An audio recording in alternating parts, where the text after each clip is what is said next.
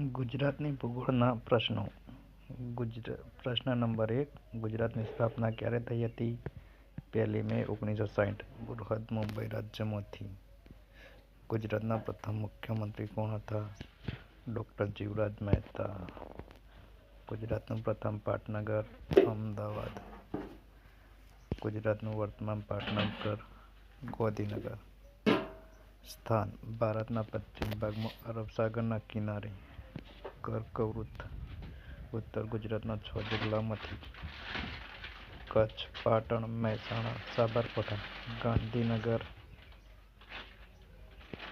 કટિબંધ: રાજ્યના દક્ષિણનો મોટાભાગનો વિસ્તાર ઉષ્ણકટિબંધમાં અને ઉત્તરનો પ્રદેશ સમશીતોષ્ણ કટિબંધમાં આવેલો છે. ક્ષેત્રફળ: 1,96,024 કિલોમીટર. ઉત્તર-દક્ષિણ અંતર 590 કિલોમીટર. પૂર્વ-પશ્ચિમ અંતર 500 કિલોમીટર.